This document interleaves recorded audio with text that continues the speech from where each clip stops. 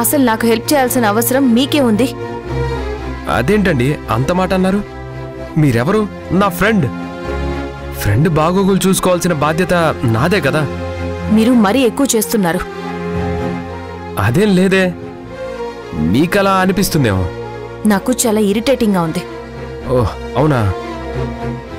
అయితే కారులో కూర్చొని కూడా ఇరిటేట్ అవ్వచ్చు. నేనేం డిస్టర్బ్ చేయను, రండి. అసలు మీరేమనుకుంటున్నారు? మిమ్మల్ని చూస్తేనే నాకు కోపంగా ఉంది. రియలీ? ఎందుకు? మీరు నాకు హెల్ప్ చేస్తున్నాను అనే భ్రమలో ఉన్నారు, అంతేకాని ఏ హెల్ప్ చేయడం లేదు. ఎంతైనా మీరు గొప్పోళ్ళు కదా, మాలాంటి వాళ్ళకి సపోర్ట్గా ఎందుకుంటారులే. మీరు పొరపడుతున్నారు. లేదు, ఈరోజు నాకు కనువిప్పు కలిగింది. మీ గొప్ప మనసేంటో అర్థమైంది. పిల్లలు మీ అన్న పిల్లలని వాళ్ళ మీద నాకెంత బాధ్యత ఉందో మీకు కూడా అంతే బాధ్యత ఉందంటారు కదా. మరి మీ వాళ్ళు స్వీటీని ఆ రాజయ్య వాళ్ళకి ఇవ్వడానికి పూనుకుంటుంటే మీ బాధ్యత ఏమైంది? మర్చిపోయారా? లేదా మేము ఎలా పోతే మీకేంటన్నా అనుకున్నారా? అది కాదండి. ఏది కాదండి? ఏది కాదు? మీ వాళ్ళు స్వీటీని నా నుంచి దూరం చేసే కార్యక్రమానికి మీరు పోలీస్ బందోబస్తుగా దగ్గరుండి మరీ చేయించారు కదా. మళ్ళీ ఇప్పుడొచ్చి ఏమీ తెలియనట్టు అమాయకంగా నాతో మాటలు కలుపుతున్నారు. మీరు బందోబస్తు ఇవ్వాల్సింది నాకు కాదు, మీ వాళ్ళు చేసే గొప్ప గొప్ప కార్యక్రమాలకి మీ పోలీస్ బందోబస్తు ఇవ్వండి. ఎందుకు మీ వర్షంలోనే మాట్లాడతారు? నేను చెప్పేది కూడా కాస్త వినండి. వద్దు సార్, వద్దు. మీరు నాకు చెప్పాల్సిందేం లేదు, నేను వినాల్సింది ఏం లేదు. మీరందరూ కూడా బలుక్కుని స్వీటీని వాళ్ళకి ఇచ్చేద్దాం అనుకున్నప్పుడే నాకు మీ మీదున్న కాస్త నమ్మకం కూడా పోయింది. అయినా మీరిప్పుడు నన్ను కారులో డ్రాప్ చేస్తే మీ ఇంట్లో వాళ్ళు రాద్ధాంతం చేసేస్తారు. మిమ్మల్ని ఏదో మాయ చేసి నా చుట్టూ తిప్పుకుంటున్నానని అనుకుంటారు. ఆ మాటలు పడాల్సిన అవసరం లేదు నాకు.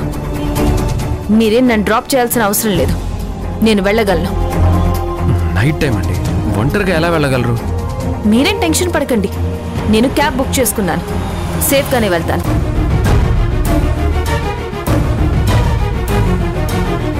మీరేదైనా హెల్ప్ చేయాలనుకుంటే స్వీటీని ఆ రాజయ్య వాళ్ళకి అప్పగించకుండా చేయండి, అంతేకాని నన్ను డ్రాప్ చేయడం పికప్ చేయడం కాదు.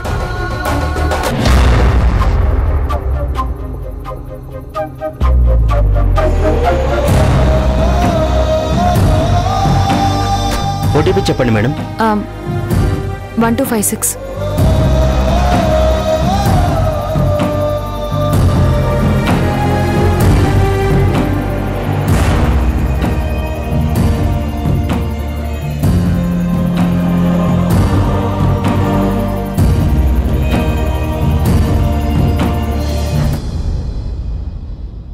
ఆల్రెడీ ఝాన్సీ మావయ్య పెద్దరికాన్ని పడగొట్టి కోర్టు ద్వారా పిల్లలు ఇంటికొస్తున్నారు అన్నప్పుడే ఆయన పరువు బజార్న పడింది. ఆయన పంతాన్ని పక్కన పెట్టి ఎక్కిన మెట్లు దిగి రావాల్సొచ్చింది కదా. అవును.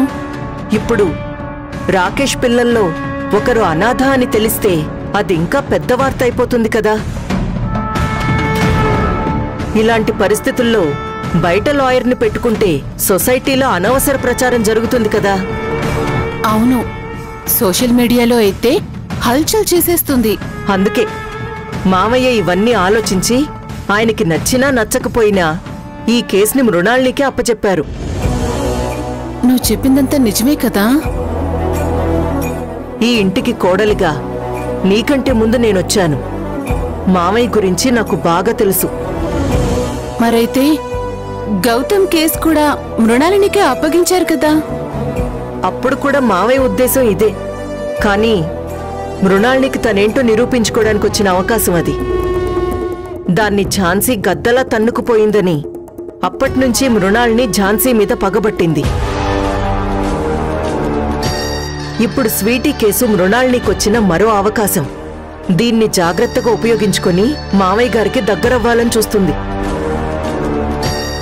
కానీ తనకి తెలియని విషయం ఏంటంటే మావయ్యకి పరువు ప్రతిష్టల కన్నా ఏది ఎక్కువ కాదు అని. ఆయన దృష్టిలో ఆడవాళ్ల స్థానం వంటగది మాత్రమే. అది దాటి బయటకొస్తే ఆయన మనసులో నుంచి కూడా బయటకొచ్చినట్టే. అర్థమైందా? అర్థమైందక్కా.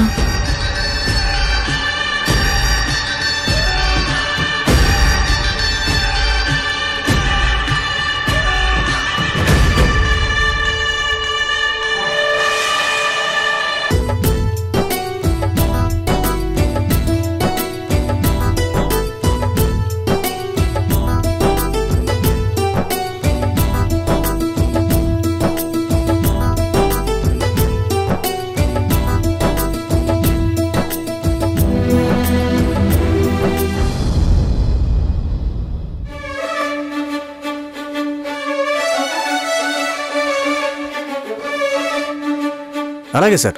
షూర్. Okay sir. దేవిక, అమ్మా ప్రియాంక, మనోజ్, దేవిక, అందరూ ఒకసారి ఇలా రండి. ఏంటండి చాలా హ్యాపీగా కనిపిస్తున్నారు? విషయం ఏంటి? ఈ రోజు మన ఇంటికి ముఖ్య అతిథులు వస్తున్నారు. అవునా? ఎవరు నాన్న? మీరే గెస్ చేయండి. ఎవరై ఉంటారు? నాన్న, మీ స్కూల్ మేట్ రమేష్ గారు కదా? నో. అయితే మన ఫ్యామిలీ ఫ్రెండ్ కుమారస్వామి. ఫ్యామిలీ ఫ్రెండే కానీ కుమారస్వామి కాదు. మరి ఇంకెవరై ఉంటారు? నాన్న, ఏదైనా చిన్న క్లూ ఇవ్వండి. లాస్ట్ టైం మనం వాళ్ళ ఇంటికి వెళ్ళాం. అంటే సోమేశ్వరరావు అంకుల్ ఫ్యామిలీ కదా నాన్న? ఎగ్జాక్ట్లీ, కరెక్ట్ గా గెస్ చేసావు. అయినా అంత కరెక్ట్ గా ఆయన పేరు ఎలా గుర్తుపెట్టుకున్నావు? వాళ్ళ అబ్బాయికి నన్ను అడిగారు కదా నాన్న.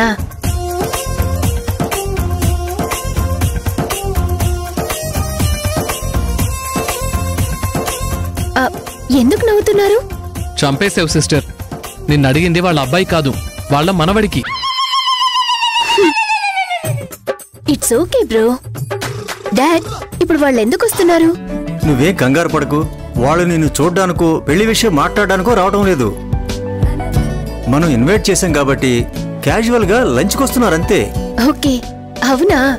ఒకవేళ వాళ్ళు వచ్చినప్పుడు నీకు ఇబ్బందిగా ఉందనుకుంటే నువ్వు ఇంట్లో ఉండాలని ఏమీ లేదు. నీ ఫ్రెండ్స్తో అలా బయటికి వెళ్ళొచ్చు. అది నీ ఇష్టం అమ్మా. లేదు డాడ్, నేనెలాగూ వాళ్ళ ఇంటికి రాలేదు కదా. ఇప్పుడు కూడా వాళ్ళని కలుసుకోకపోతే బాగోదు. మీకు కూడా చిన్నతనంగా ఉంటుంది. అందుకే నేను కూడా మీతో పాటు ఇంట్లోనే ఉంటాను. దగ్గరుండి నేనే ఇన్వైట్ చేస్తాను. చాలా థ్యాంక్స్ అమ్మా. అందుకే నువ్వంటే మా అందరికీ అంత ప్రేమ. ఓకే ఓకే ఓకే, రెస్పెక్ట్ చాలా ఎక్కువైందనుకుంటాను. దేవిక, మనం వాళ్ళ ఇంటికి వెళ్ళినప్పుడు వాళ్ళు మనకి రుచికరమైన వంటలు వడ్డించి చాలా బాగా ట్రీట్ చేశారు కదా? అవునా? ఆ ఆంటీ చాలా బాగా వంట చేశారు. ఇప్పుడు మనం కూడా అంతకన్నా బాగా వంటలు చేసి వచ్చిన వాళ్ళని అబ్బురపరచాలి. ఓకేనా? ఓకేనండి, మీరేం వరి అవ్వకండి. డాడ్, మీరు ఒప్పుకుంటే నేనే స్వయంగా వంట చేస్తాను. అయితే వాళ్ళు మన ఇంటికి రావటం ఇదే ఆకరిస్తారు.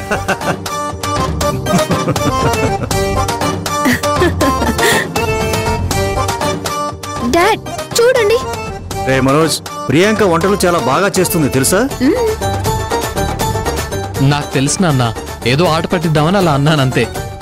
సరేనమ్మా, నువ్వే చెయ్యి. థ్యాంక్ యూ నాన్న. అమ్మా పద. సిస్టర్, ఉప్పనుకుని చక్కెరేసేవు. నిన్ను ఆగురా, ఆగు. ఏం చేస్తానో చూడు. జాగ్రత్త.